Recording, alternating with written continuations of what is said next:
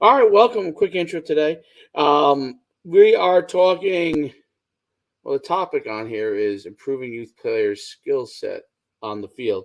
Um, but before we talk about anything, want to if you're interested in joining us for our passing caddy, it's my academy.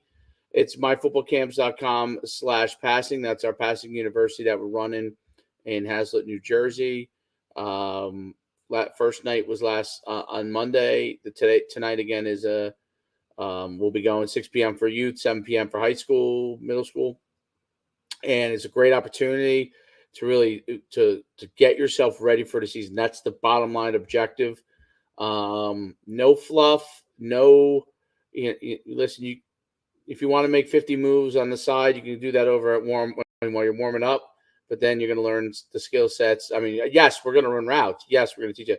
Yes, you're going to catch the ball. But we want to get the skill sets better, both quarterback and receiver slash tight end. So check that out. I'll put that into the banner below here, and so you can go do it. Obviously, for our parents that are on, for the younger kids, our youth camps are coming up in July. You can go myfootballcamps.com/youth, and all the stuff is on there. If you're coming to showcases for NUC sports, just go right to myfootballcamps.com. You'll find one that's hopefully within your region, and our All-Star game invites are coming out as well. So just a lot of things going on. Check those things out. Okay, and back to what we're talking about. So I one of the things I thought was really interesting doing the first day of the passing academy. And you were over working with the receivers, but just watching the quarterbacks is that and I see a lot of these kids in flag football and they throw pretty decent flag football. But what I realized after doing the passing academy's first day is the fundamental development of the skill set, like technique wise.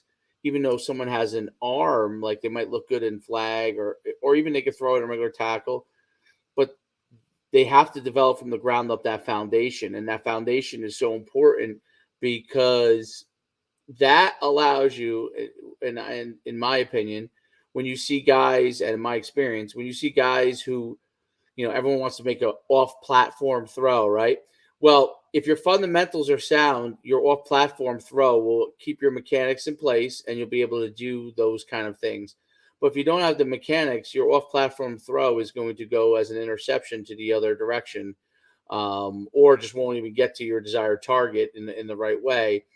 And I noticed just in the first session with the young guys, um, we were able to get almost all of them to, instead of hold the ball like this, and I see high school kids do this, by the way, quarterback, to get it right in here, carry it within the chest, let it rest with against your thumbs in the middle of your chest, so you have a firm carry, but it's relaxed. Your body's relaxed. You don't want to be a tight quarter. You don't want to. This is how they used to do. Right here, tight. Your shoulders are all tight, and now all of a sudden you're supposed to throw loose.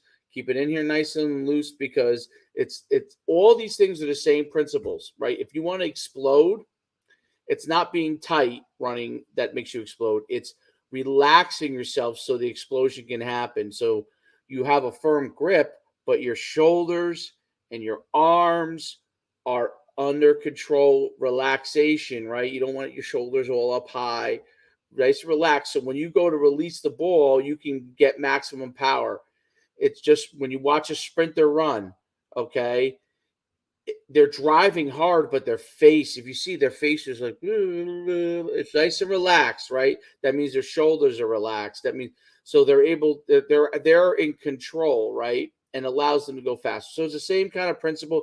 And I saw the kids right. The great thing about young kids is they're sponges, right? So if you show them it, that's what they start to do. And within a few weeks, they'll just do that all the time. And then you know what? You won't even have to really revisit it other than cleaning things up every year. So that now that's done, right? And then the next thing is the release, right? A lot of kids, because they're young, if they play baseball, they go out a little bit to the side, their elbows too far. They're too far out here instead of in control and in here by your, so they'll throw like this, like almost like you throw a pie, right? So they start to do this. Now they're in a better position, stronger position to utilize the muscles that are most powerful, which is your core muscles, your legs, hips, stomach, your butt, your upper quad, right? So that's your whole entire core is your most powerful. So the arm is what allows you to be accurate, but the body allows you to give you the power. If your arm gets extended out here, okay, what starts to happen is it won't matter what you're doing with your body, because your arm is no longer a proper extension of your core. It's now away from your core and now is its own entity. And that's a problem, because now you're putting all the stress on your shoulder to be able to throw an elbow. And that's not even talking about how the ball comes out differently and all that other stuff, right? So, guys, so just in that first day, over and over emphasizing, I saw young kids. I'm talking young, first and second graders doing it. Obviously, we had some of those young guys, and they're sponges. I think the most important thing about like what we do and how we do it is that we're creating good habits, right? And if you get those good habits at a young age, they're going to constantly do, and what you want to push to them, and what I think that we do a really great job of doing, is that, look, every rep is important, but every rep has to be the same. And now when you create that habit, now you're not even thinking about it. And when you take the thought process out of it, now you can just go that much faster with everything, right? So I think, like, as we go forward, you look at some of those things like what you're talking about, like, for the QBs, having the ball in front, keeping loose, relaxed, all that type of stuff. Same thing with the wideouts, right? So, we start out and we teach them this start and stance, right? So the whole important thing is, hey, you need to have the same stance every single play and come off that ball the exact same way. And if you continue to do that through your repetitions, rep, and they're all the same, now what happens is, when you get up to the ball, you're going to just get in that stance and you're going to be comfortable with it. And now like I said, it allows you to go that much faster. You're creating muscle memory. And at a young age, to create that good muscle memory and those good habits going forward, then the body just takes care of itself in the maturity aspect, getting bigger, faster, stronger, without even, having to do any work. That's going to happen, right? So you see these guys, and you got to remember what they're looking at, right? So social media wise, they're looking at all these things. They're looking at guys that are older than them, high school guys, college guys, pro guys that can do things, but they've worked to get to that place, that these guys are at that starting point and need to just trust that, hey, I'm going to do the exact same thing over and over and over to create that muscle memory within my brain. So I don't even have to think about getting up in my stance or eyes looking in at the ball or, nice, bent in the knees so I can explode out. 75% of my weight should be on my front foot so I don't false step. And I think that's really like one of the most important things is your footwork coming off the line. We talk about it all the time and we laugh about, you see all these guys on every social media site or whatever, and they're dancing all over the place and they're going here to here to here to here. When in reality, those first 3 steps, 4 steps, 5 steps need to be a vertical, right? Push out like you're thinking you want to make that corner, think you're going deep every single play, whether it's a run or a pass. And if you can create that, then I think you're already ahead of the game. There's no doubt about it. I think it's an important thing, and also obviously the basics of catching, right? Okay, so you can catch a ball from a few feet, you can catch a ball from 10 feet, you can catch the ball from 20 feet, you can catch the ball from 30 feet, but now you got to catch it while moving. Correct. Right, so that was one of the first things I noticed. Like your kids that are really, especially the young kids, those kids are good athletes to begin with, right? Naturally, and they could catch from static. Correct. Okay? They can stand with their dad and have a catch, right? And Correct. They can do all that stuff. And I think the most important thing is going through that catching process, taking a picture. And look, that's how I teach it, right? I was taught that way. Like everything should be a picture, and your eyes actually catch the ball, right? So wherever that ball is, your eyes need to be and your head needs to be. So it's a hell of a teaching tool, to be honest, right? If you're teaching, hey, I'm going to take a picture and wherever the ball is, my head goes, right? So now it comes down to it. Say, hey, I get a fast one in there and I don't catch it, and you take one to the face, you're going to learn how to catch real pretty quick, right? But it's also about eye control, where my eyes need to follow that ball and my hands should just go there. And then once I catch it, I don't want to fight it. I want to almost, kind of cradle it or like you're catching an egg, make it soft so that now I can catch. And then the biggest thing that I stress, coach, and I know you've been with me for a while and you've heard me say it 1,000 times, is we catch and we tuck. We catch and we tuck. And you create that muscle memory because, look at it like this. How many times does a receiver catch a ball and instantaneously he's not either contacted by someone within 1 or 2 steps, right? So that contact's coming, so that if we now prepare for that catch, tuck, we're going to have that catch and secure it every single time. Right. And I want to show you something because I'm curious what your thoughts on it. And I don't mean to put you on a spot, but I think this is just a random person doing drills. Okay, and there's some things I like, but there's one thing you'll notice that I really have a question about with the receivers thing, and the reason why I have a question about it because I see it all the time, and I don't know if it's if I'm the crazy one or everybody else is crazy. I'm trying to figure this out, and you'll see in a second. So watch this here, right? I don't want to, I want to move the frame because I don't want to call the person out. So because it's not, he's just doing work, and good for him for putting in work, right? So, so there are things I like about what he's doing. Like I actually think these are pretty simple drills that are pretty good, okay. But there's one thing that always concerns me of what he's doing. What does it look like when he changes direction? To me, it looks like his footwork is out of his framework, right? Like when he's making, like, look how wide he is when he's making so wide. even step, like, I mean, look at that. Wide, everything is wide. Now look, he's probably, that's going to be, first of all, before the injury part, isn't that going to be slower? Correct. That's my thought, right? But my thing also is this too. Look, I get it. He's probably 6'4", 6'5", right? He has that length. But to me, when you get out of your framework, and what I mean by that is when your feet come outside of your shoulders, right? I feel like you're almost overemphasizing and putting more pressure on those joints, on those knees, on that ligament, and just overall overextending to a point where now I have to go further to make the cut. Right. So if I have to go out of my framework, like I said, outside of my shoulders, I think it's going to take you more time to now plant, readjust your weight. And like we were talking about that inner core strength, right? Those abs, obliques, all that kind of stuff. Look at how wide that stance is. He's almost the full width of that hurdle and moving. And I just don't see where you can generate enough power to now accelerate out of that as a wideout and do what you do. Well, look at if I could draw a line on this, he's almost he's on his heels, first of all, right? Not good. He's not really pushing off the inner part of his foot because you need to be more pigeon-toed. If you were like this but pigeon-toed with your heels out, you might be okay.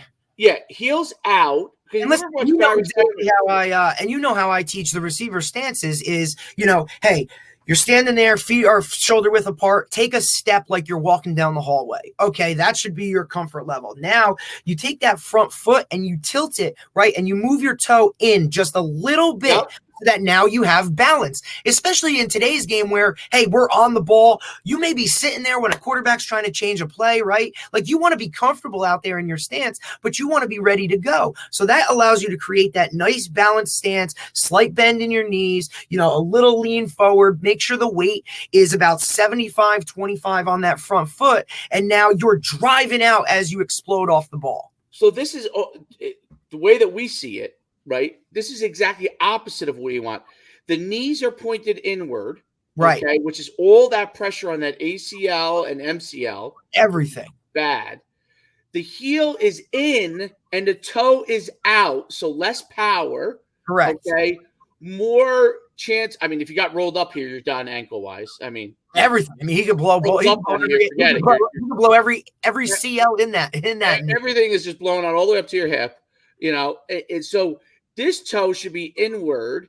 And correct. The heel should be outward. And if I had a thing I could – can I draw? No, I can't. Now, look, if you were to take those hurdles and move them in a little bit, right? Like now I think that would create something where, hey, it's just a quick bam and I'm there. You're never extending outside of your shoulder length. Also, look at his arms, right? Like his arms aren't doing much, And I understand some guys think, hey, you got to bang the drum. Some guys think, hey, just normal, whatever, a different kind of pace. For me, I think it's more about comfort for the receiver itself, knowing your own type of, hey, this works for me, this doesn't work for me, right? Type of thing. And as they progress, right now, a younger guy, you're going to tell them how to do it. You do it this way. But eventually, these guys are going to start to see certain things and try certain things, and things are going to work for them that don't work for others, right? And I think that's a big part of it too. But it all starts with having to do the same thing every single time you're out there to create that muscle memory that now you do not have to think about the physical part. I don't need to think, hey, I got to get 5 steps, get my cleats in the ground, get around and turn. You're just naturally, you've done it so much that you know that's what's happening, and you just do it, which now allows me to say, okay, as I'm getting, rather than having to think about getting my feet in the ground and get back here, I can now say, hey, that corner's bailing, I can now stick it in the ground, or hey, that guy's pressing me and I can do this, right? So I think without having to worry about the physical aspect of it, now you can get into the mental side, which will put you on a different level. Now I'm going to show you a different one. Okay. Let me stop sharing here, and we'll start sharing here. And I hope you don't mind me doing this, because I think it's helpful. I think this is great, because this gives a visual for guys to see where in our heads what we're actually talking about and what we're thinking about. Okay. And like I said, I think it's good for these guys because, like you said, the young guys are sponges, man. Cooper. All right. So look at that. This is the one of the most of all the guys in the NFL, and I'll just stop it in the beginning. Hold on. Who stays in his frame every time. All right. It allows him, like, he doesn't have to run a 4. Look at his feet. Watch his feet. Watch when he makes this cut, though. Watch where the toe is. Can you see the toe? Watch. Look at that. In the ground. Watch his feet. Zoom in a little more here. How can I do this? Does this allow me to zoom in more? Am I more zoomed in now? I don't know. Yeah, you are there a little bit. A little more? Okay. Yeah, that's better. So let me see if I can just slowly. Look at the pull. This is perfect. See the toe? The front inside part of the toe? The turf's coming up. The turf, heel out, toe in. Right. Knee in. Right? Now look at this is a powerful position that allows you to get out of your breaks a little bit quicker. Okay. Right. I'm not saying that guys don't get out of those other ways. There are guys that are so damn strong, somehow they get out of those breaks fast. Right. Okay. But anatomically over time, where they don't put themselves in they're going to make these breaks thousands and thousands. I mean, lots of times balls aren't even coming to you in football, right? You still have to do this break. You still got to run the route. So you don't want to put that pressure on that knee just because all the times you're going to run routes and it's not going to come to you. Correct. So now, like how many targets are you actually going to get a game? But in reality, how many routes are you really running? Look how great his next step is. He's still leveraging. And you can tell, like, he's generating power right there. I mean, it is phenomenal. Look! Now he's about to break again. Same thing. Yep. Watch him put his foot in the ground. Inner part. It's not out. If this toe was out and the heel was in, his knee would explode. Explode. As powerful as he is. Correct. Now, I will tell you the one thing. You look at that right here. Watch his feet. Underneath. Look at his body frame. Look at chest almost over his knees. Okay. Yep.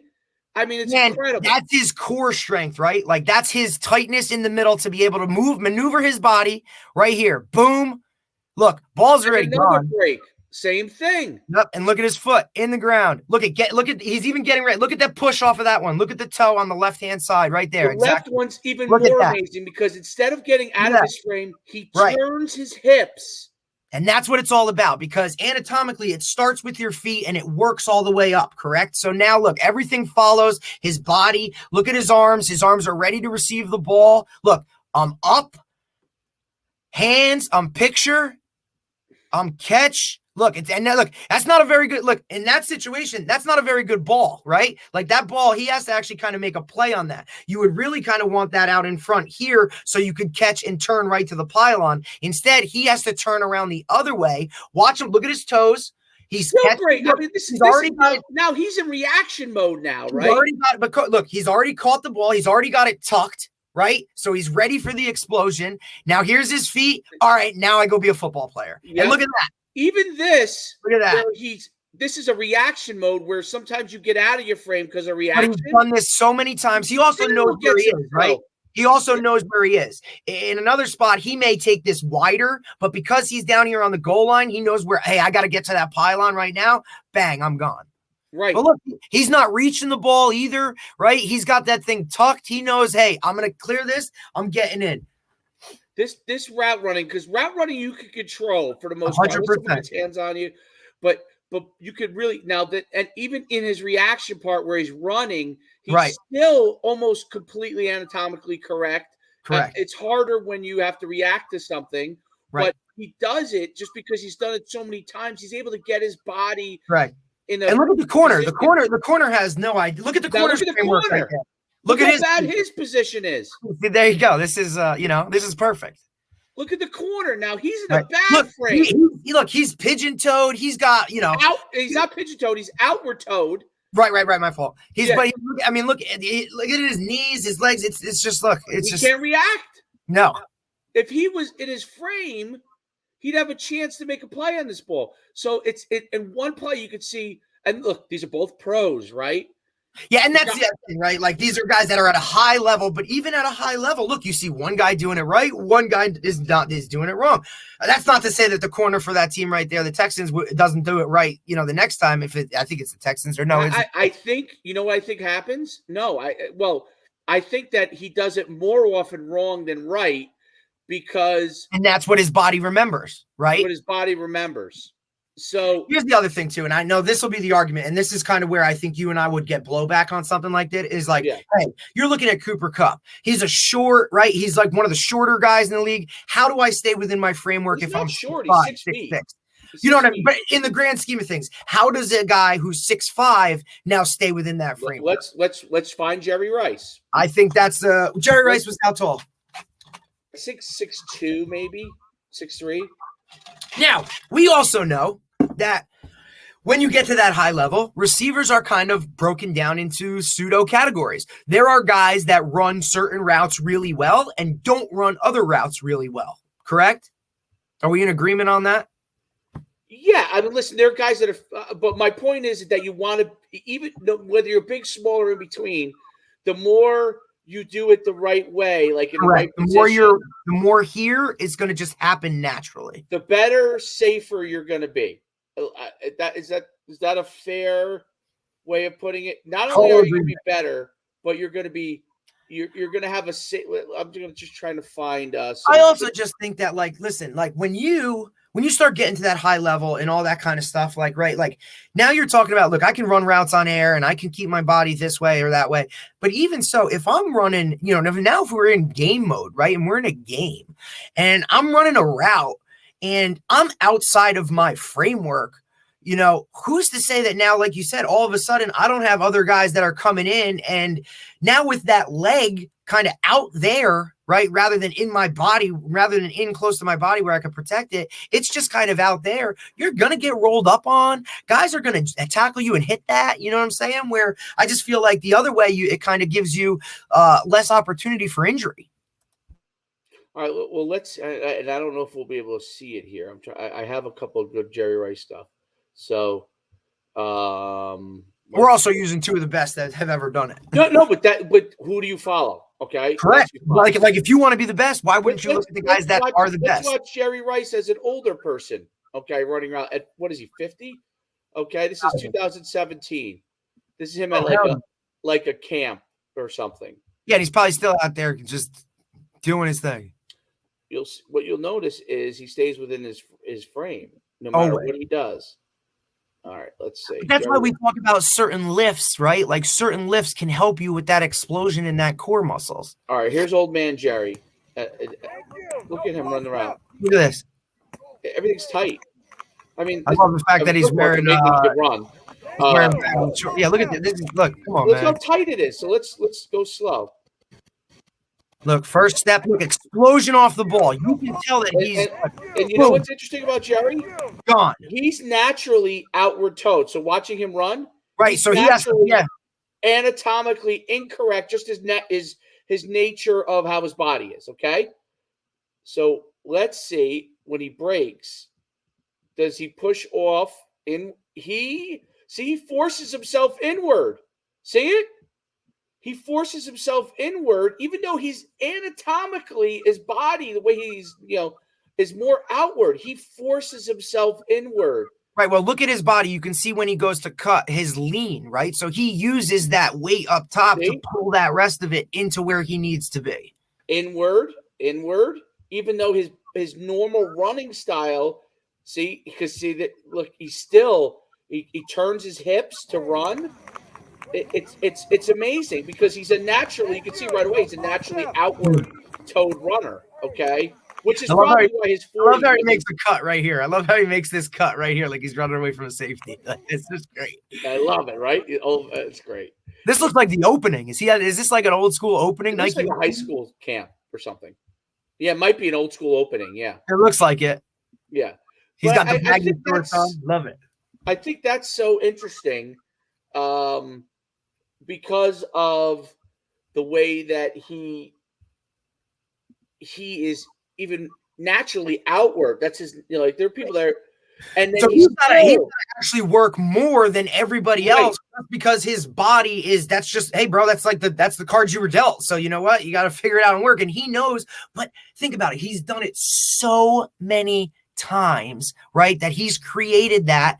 And now he does it. It just goes. It's still here, right? To be like, hey, polish it, make sure I go through it. That's why I tell these young guys, like, they should, as they do this, as like when they start, they should get up there and they should talk themselves through, okay, here's my stance, right? Like, okay, my feet are correct, my shoulders, right? My body working up, my hips. Okay, now I'm good. I'm looking in, right? My eye.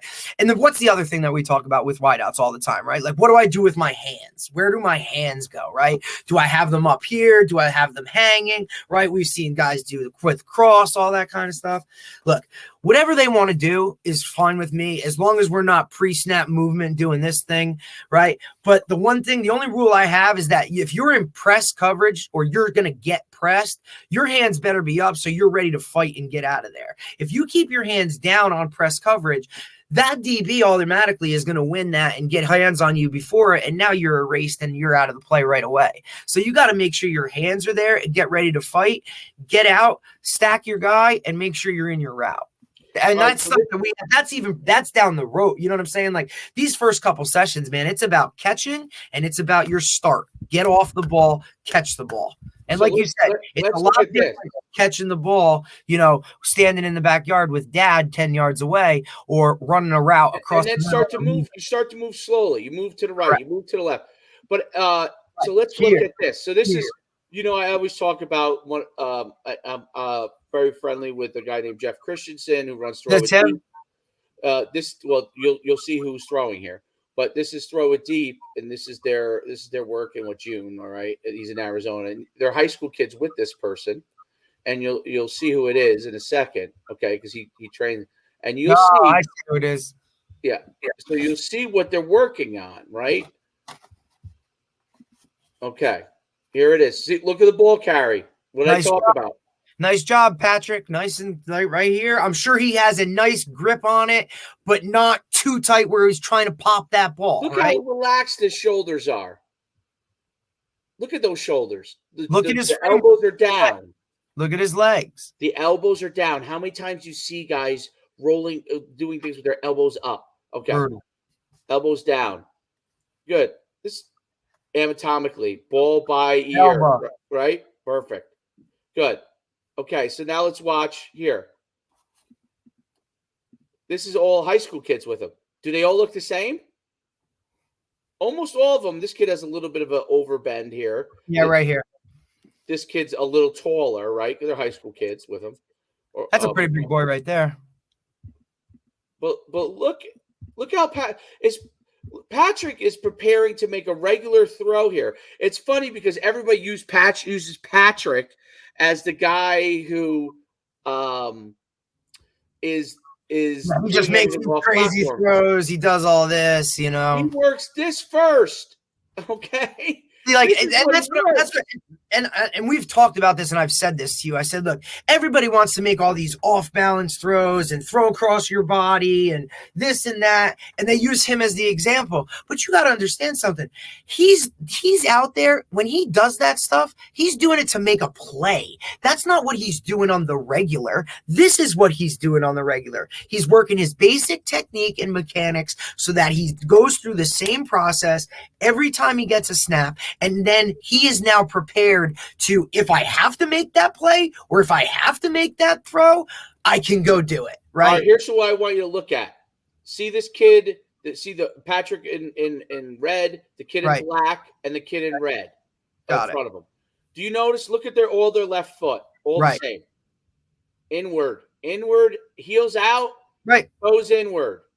Just like starting a receiver stance, put your toe in so that you have that balance, and now you can bring the power. Right, and you're anatomically more correct. Look at their heels and the right foot. Okay, all the same. See, it's not when I tell you that there's a guy I like, and when I a zombie apocalypse, they're all like, ooh, look at this, look, and boom. That's not Patrick. That's a high school kid. It's his brother. Actually, it's not, because that's actually crazy. But his brother is like, not even don't keep. That's not Patrick. Okay, yeah. So, but look at all the same. Look how great this is. That's so funny. He has the same hairstyle. I guess he's copying Patrick. That's what I say. It's his stunt double. I should have realized he didn't have the frosted tips. So look here again. These guys that are throwing to the right, they're all the same. And here's the other part, right? And this is amazing. My whole thing is this too. I know everybody wants to be able to throw the deep ball and do all that kind of stuff, but you know what? Like, as a younger guy, you got to build to that, right? Like, I can teach you, and like, just by maturity in itself and growing and getting older, your arm strength and your distance on your throws is gonna get there. You can't be like, you know what I mean? Like, all these guys, I want to throw it deep. I want to throw. My man, stick to the basics. Get down the short routes first. Now your arm strength, you build it up so that now you can hit those windows and do all that kind of stuff. But I think the most important thing is you need to know where to throw the ball, right? It's about accuracy and timing. If you can drop back and throw that ball before that guy turns on the comeback, now it's a completion. If I can throw that corner route shallow where the defense is over the top, and I can throw it shallow, but in front of that corner that's dropping underneath, maybe in a cover two, right in front of that safety, that's a different throw. The timing about that stuff matters, right? Like, hey, don't wait till he's open, right? He's open now. Trust your arm and throw it. Well, let's look at some Patrick.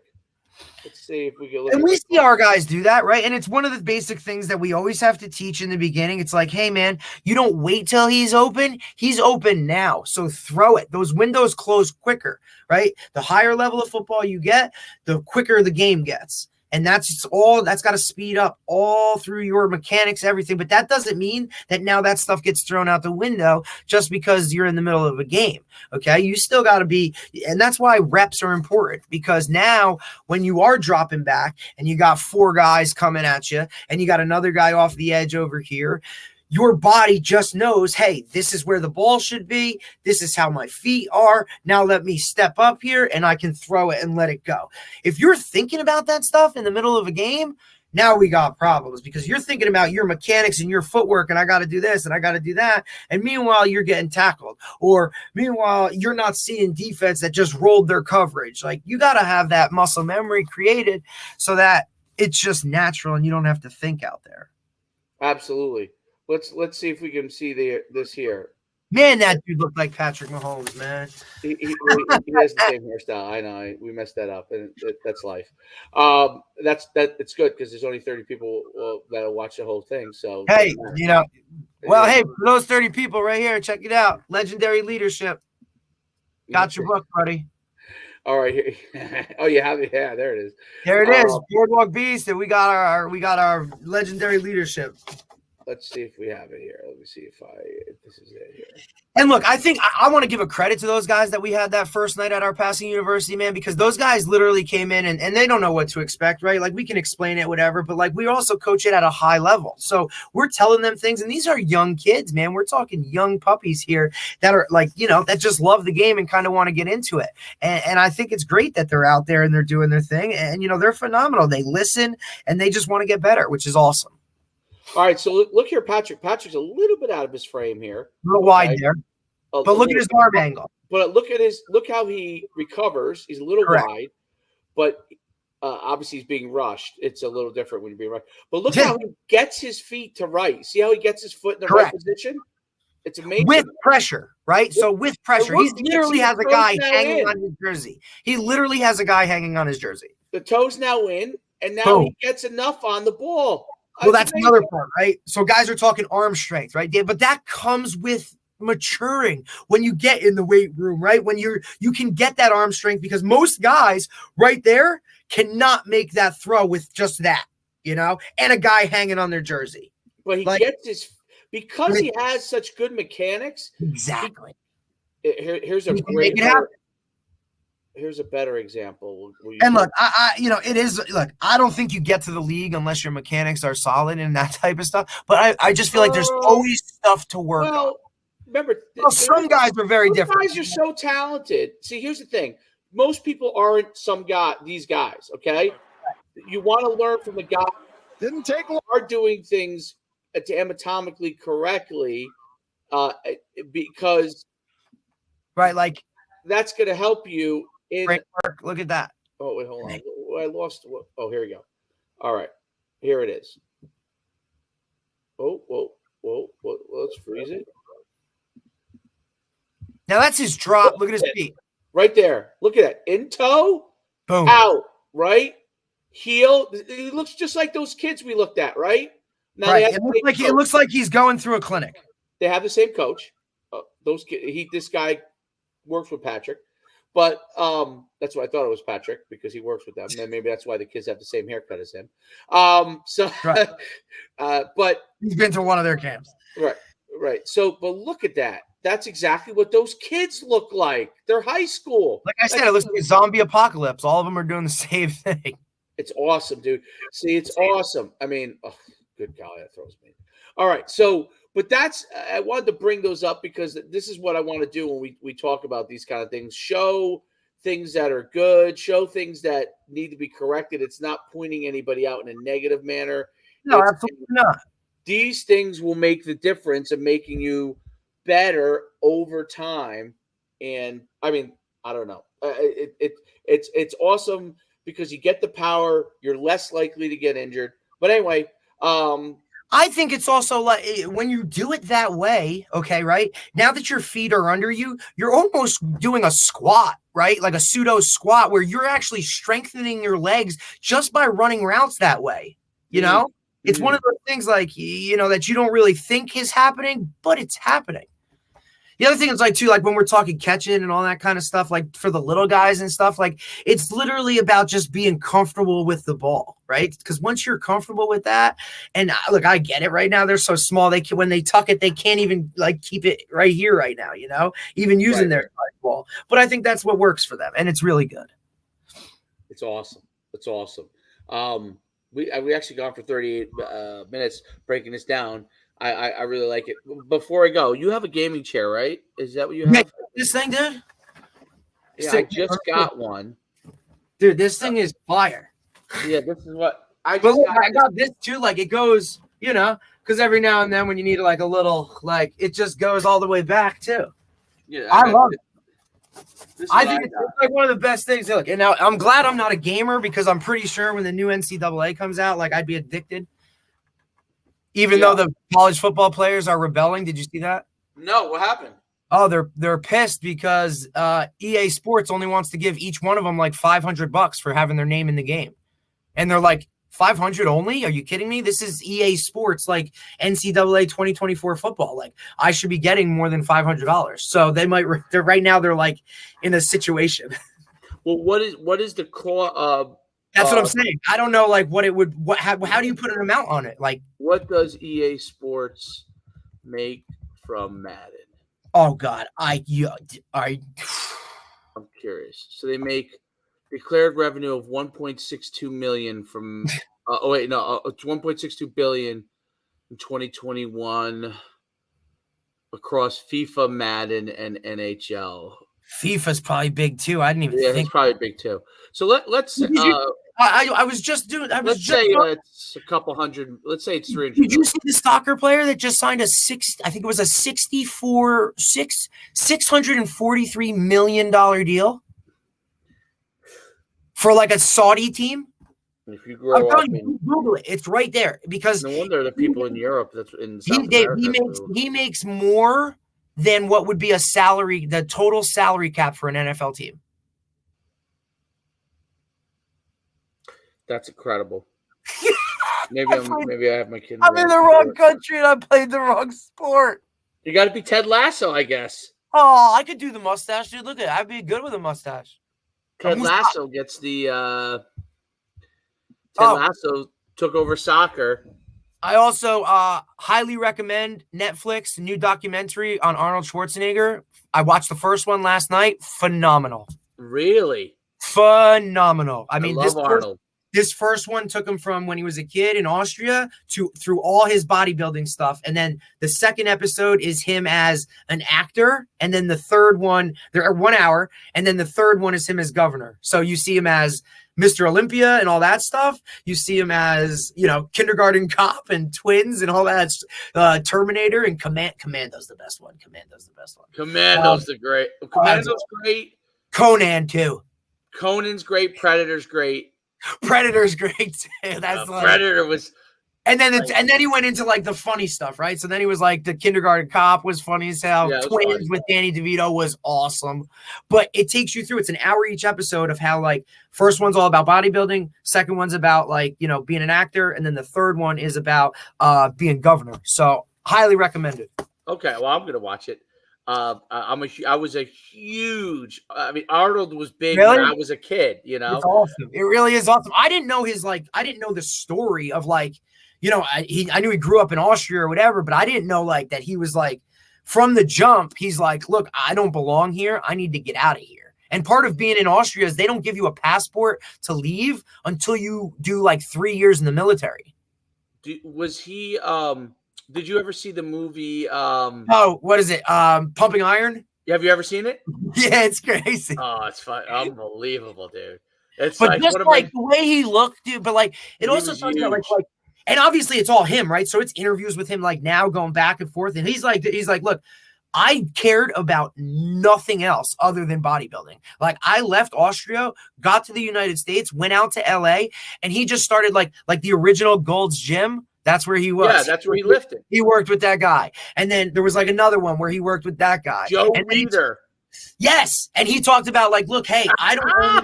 But then he was a little different, right? And then because that guy Wiener said to him, hey, look, like, I understand like all this bodybuilding and all this athletic stuff, but he said at some point that's going to go away and you're going to have to use this. So Arnold like took classes and business classes in school. He wanted to be like a part of all this stuff. That guy offered him like space in his magazine for Arnold to like sell stuff, market stuff. And that's how he like, yeah, so there's like a business side of it that he was like, he marketed, and he goes, look, I didn't bet on anybody else other than myself. He goes, I marketed myself. I would go around, I would just be doing these poses for how much money here, how much money there. And like people had never seen something like that. And he used to mess with other dudes and was like, dude, like I don't even know why you're showing up because I'm going to beat you. He was like that guy. Yeah, he did. Listen, Lou Ferrigno, he used to intimidate Lou Ferrigno was gigantic. Well, he talked about like this guy. He originally, yeah, right. That's what I remember. What's the Hulk? Arnold, he talks about he was originally like the guy who was in this movie Hercules was like his idol, right? And he had his picture on the wall above his bed and all this stuff. And then James Steve Reeves. Yes, that's him. That's it, Steve Reeves. So then I know my bodybuilding. Dude, it was crazy because he's like, oh, I get to finally compete against Steve Reeves, right? And he beat him, and then he was like, oh, I kind of felt bad, and then he's like, but I really didn't. And it's like, all right, Arnold, like he's hardcore, dude. And it was so cool to learn about it. And he's like, I just used to like, he was like 22 and stuff, like just like getting after it, dude. And he was talking about, he's like, look, I never worried about a diet. Like I wasn't big on a diet or whatever. He's like, people just gave me whatever I needed supplement wise. He goes, and then he also no, listen. And then he goes, and then you did steroids for 4 months before you were competing, and then you cut it off. He said it. He's like, yeah, we were all on steroids. He goes, you do it for 4 months while you're training to get into the competition. And then once the competition's over, you don't do it until the next time you do it. But okay.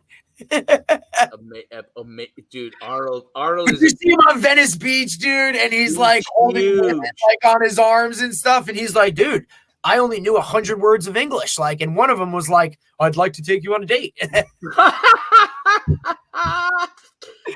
and it's Arnold, like he's just sitting there back in Austria with a cigar, and they're interviewing him, and they're having this conversation, and he's just like, "Yeah, dude, this is kind of what I did." Like, highly recommended, bro. You're gonna love it if you loved all that stuff. You will love it. Because all those other guys, it's all like old footage of him too, like, dude, in the weight room on Venice Beach. I mean, these guys are like, I mean, he is massive. And like the first thing when he came to America, they're like, hey, dude, you got a great chest, but look at your baby calves. Like, you don't even have calves. And he's like, damn, I gotta work my calves. Like, Arnold, dude. The movies of his movies, Commando. I'm a big Twins fan. The comedy was good with Danny DeVito. Commando was great though. Commando was just a pure like testosterone. It was just like it was Rambo. It was right. And you know who the girl was? Do you know the girl was in it that he saved? Yeah, the little she was in other stuff too. It's Alyssa Milano. Yeah. It's Alyssa Milano is the girl. Yeah, she's got it. Now she has a MLB clothing line. I think NFL maybe too. But yeah, maybe. She's the most annoying political person on the planet. But she makes money from it. Alyssa Milano is the girl. Just because I was in love with Alyssa Milano as a young kid. I like her. And then I don't know what she even looks like now, but when she was young. And then but I guess I could look it up after this. So then Alyssa Milano, and then let's see. She was in a show, wasn't she? Was she in Who's the Boss? Yes, Who's the Boss? With Tony Danza? Yeah, that was my show, man. That was a great show. Oh, she looks great. Tony Danza was. She looks great. She does? Okay. Oh, phenomenal. Absolutely. Oh, she still looks really good. That was a great show. Who's the Boss was a great show. Who's the Boss? That's when you probably were in the tail end of when sitcoms were still. She's 50, by the way, so she's your age. Oh, sorry. 49. Yeah, I'm 49. One more year. One more year till you're a pickleball champ. 50-50. That's when I stepped my training up. Listen, when you go to her page, like you Google her, type her name in, the third thing that pops up is Commando. That movie. Yeah, I remember. Predator was great because all these like soldiers are in there, and they're all, like his name is. Do you remember his name in Predator? No. His name was Dutch. Oh God, he was. That's hilarious.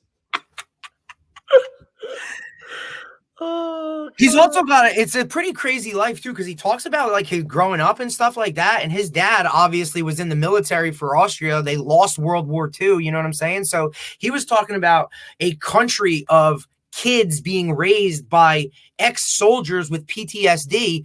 It was tough. Like they talk about the whole thing, and you think about it, you're like, yeah, man, Austria, like they got crushed. World War II, they lost everything. You know what I mean? Yeah. And now to grow up in that, he had an older brother who ultimately, he says that his tough upbringing with his parents that drove him to get to the United States, to be in this bodybuilding, that negative whatever pushed him, that pushed him to get out, but it was something that pushed his brother a totally different way. And his brother ended up dying in a car crash for drunk driving because he had issues. He, rather than use it as fuel to get out like Arnold did, he went the other way and went negative and just started drinking himself. So it's a pretty, it's in depth, but he talks Arnold didn't even go to his father's funeral. He He says, when He's never when been back. I started the bodybuilding like stuff, I blocked. I ignored everything that I was. I ignored where I came from. I ignored my parents. I blew off. He hadn't talked to his brother in years when he passed away because he was so Locked in. But he talks about this too, dude, which is crazy. And I'll end with this because I'll let you go. He talks about how when you're so driven and you're constantly looking towards what do I do next? What do I do next? What do I do next? He goes, I don't have time to sit there and go, how do I feel today? Oh, I feel bad today. He goes, I didn't have time to worry about that shit. And that's what he literally says in it. He goes, because I just went on to the next thing. What's the next thing I'm going to accomplish? What do I want there? He says, I was so goal driven that all the whatever's going on in my head or my bad upbringing or any of that stuff, wasn't a factor. It's interesting. He's an interesting character. He's obviously well accomplished. Dude, the first scene is him just zooming in on all of his like trophies and shit. And it's like, dude, there's like all these trophies. He's got all these medals and stuff. He says the thing that started when he was young, he used to hang up the pictures because he was walking by a store one day and he saw an American Muscle and Health magazine or whatever it was. So he used to he looked at it and he's like, oh, this guy did this. And this is his workout. He goes, so I just copied whatever he did and I did it 3 times a day. Really? And then he used to take the pictures from the magazines and they used to put them above his bed. And his mom used to like lose her. She's like, all these other boys his age have pictures of girls above their bed. And my son has pictures of naked men above his bed. Where did I go wrong? Like, where did I go wrong? And it's like a big thing. Yeah. Oh yeah, it's wild. But you can see why he is the way he is when he talks about his parents, right? Like being raised by a dad who had PTSD from the war. His mom obviously had OCD because he talks about her being like insane about cleaning the house. Like every other day she'd be like on her hands and knees scrubbing the floor. Like, so there's obviously something that got passed down, but he just took it and was like, yo, I'm getting out of here. Like, I don't belong in Austria. He's like, people in Austria, they grow up, they go to school till they're 18, they get a wife, they have kids, and they get a job. He goes, that wasn't for me. Like, I needed to do something else. I felt it in my bones to go do something. Okay, bro. I guess you did. Freaking government. I love when people think that's what I've always liked about Arnold. Like, he thought, like, I remember when he was in his movies career and, like, he was originally a terrible actor. Yeah, horrible. He worked so hard at it and to get, and he became this action star. He was making like $20 million a movie and he could barely, like, he didn't even speak English great. And Last amazing. Action Hero. Oh, I remember that one. That was a good one too. Like such a like what? When his movies would come out, I was immediately going to the movies to watch it. Like Twins was great because Danny DeVito and him together, like it was the premise of the movie itself was like whatever, but it just those two guys, like it's just kind of funny, especially when you get a guy like those two guys together. But, there was a time where every movie he would put out was a hit. Right. Terminator. Let's see, what was his he did what was his movies? Oh my god, yeah. Dude, he has a Rolodex of them. Jingle All the Way with Sinbad. Jingle All the Way. I've seen that one. Oh, Batman and Robin. Remember, he was Mr. Freeze. Yeah, he was the Freeze. He played that was a great. What was that? That was they always say that's the worst Batman. Was that with George Clooney? Yeah. He was in True Lies. That was a good movie. That was a great one too, because what's her name was in there? Total Recall. Total Recall was a good one. That's where they put like the chip in them, right? No, kind of what the government's doing now. Yeah. Dude, he had a string. He went from when he went from like because they Conan, saw this guy. It's just wild. I think it's so cool. Couple of Conan to Terminator. Red Sonja wasn't very good. I saw it. Commando, Raw Deal was good. Predator, The Running Man. Remember The Running Man? That was one of those quiet ones. That was the one where they were in the game show and you were like, instead of going to jail, they put you in a game show and you had to try to escape, and he wins. He gets through. He kills everybody, Right. which is every one of his movies. He kills Yeah, what's everybody. great is that's what's great too is like he's killing everybody. He kills everybody. Like he did like 2 Terminators, I love how he bunch of Terminators. the Commando. I think one time I was watching it. This was like about 15 years ago, and I played this game where I counted as how many people he killed. It was so many people he killed in the movie. It was just like it was some extreme number. He also did the other one, Junior, where he was pregnant. Oh yeah, well he was ahead of his time. He was a tranny. That's what I'm saying. Talk about crazy roles that. And listen, he was also a guy that's like, he's also a guy that's like willing to just, do whatever, try it out. You don't care. Listen, you look at his life. He goes from bodybuilder to actor to star, really, right? Like a star to governor. My man, you've lived a very good life in 3 different, very different, Is he? Oh, how power positions? How old is he? 60? He might be older than that. Arnold is. Why don't they list his age? Oh, here it is. Arnold is 75. Wait till you see him in this, dude. If I look like that at 7, oh my god, he still lifts, dude. There's like in this thing they show him, and he's still in there, like, and you look at his head, he's still got like a dude. Let's go. Personal records: his squat is 545, bench press 520, deadlift 683, clean and jerk 298. That's okay. Oh my god. Wait, is this pounds or kilograms? Because like he's from Austria. No, pounds. Okay. He obviously didn't do the clean and jerk or the snatch or clean and press very much. He obviously squatted. He bench pressed. He deadlifted. He deadlifted.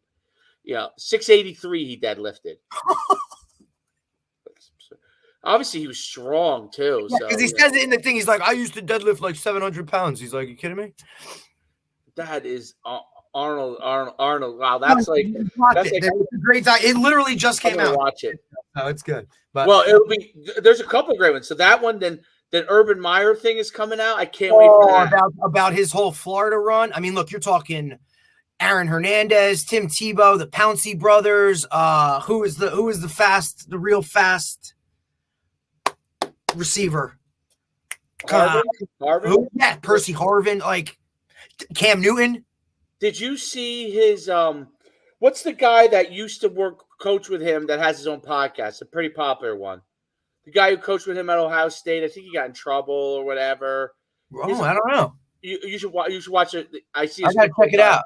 Well, anyway, I'm real big on. Obviously, I've told you 1,000 times the pivot. That's a big one for me. I love listening to that one. That one's really good. Bussin' with the Boys is pretty good. That's Tyler Lewan and what's his another like small time linebacker, but it's good there. And then the Kelsey brothers do one, New Heights. It's called. What a pot, dude! The 2 of them together is ridiculous. So this one's about college football, okay? And so this guy was Urban Meyer. Remember the guy who got in like a little bit of trouble with Urban Meyer? Like I don't know. Anyway, it wasn't the strength guy he brought in, right?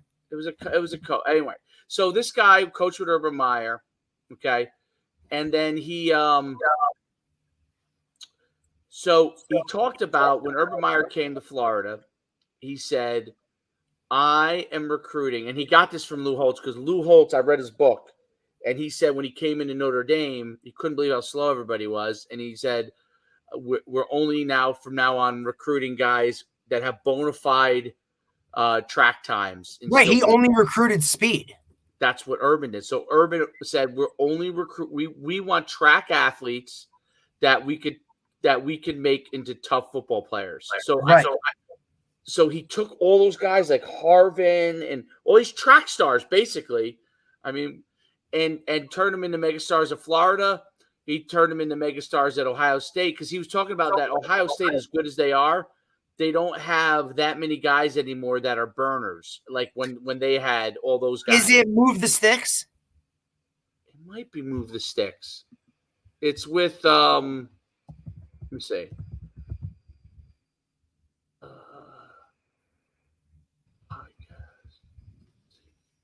It's very good. No, Bucky Brooks No, is that is? Let me look. Bucky Brooks is the guy. No. I think Bucky Brooks is the blonde hair guy.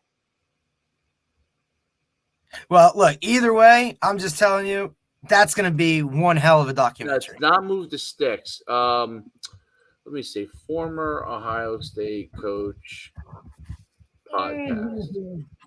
It's Zach Smith. Oh, that's yes. Menace to Sports. Isn't it his brother-in-law? Yeah, that's the guy that got him in trouble. Yeah, he got him in trouble for beating up a female, I believe. Yeah, it's Zach Smith. His podcast is great, dude. Oh my God, I didn't know. Let's go. You got to watch his podcast. It's great. What the heck's it? He lets it fly, dude. He Menace to Sports? Yes, that's it. Yeah. He lets it fly. Oh, former Ohio State coach Zach Smith keeps it real, talking all the things college football and sports in general. So what he did, right, is he got in trouble. He's now labeled the bad boy. So he just runs with it. Okay, I'll start a podcast and I'll just say everything that I really feel. I'm not sugarcoating anything, and I'll monetize it. His podcast. Whatever. He also has a lot of hot takes. I'll let you go because you got to get rolling. But hey, tonight. Yeah, tonight, myfootballcamps.com/passing is still get in. We're going all summer, and then come we'll get see work you guys soon. Keep competing, keep getting out there. If you guys want to go to camps, myfootballcamps.com. You don't need the /. You'll see. Check it out. We got a lot of stuff going on, fellas. Hey, just continue to work. Work hard. That's all I got to say. Work hard. Keep going. Perfect. All right, we're out.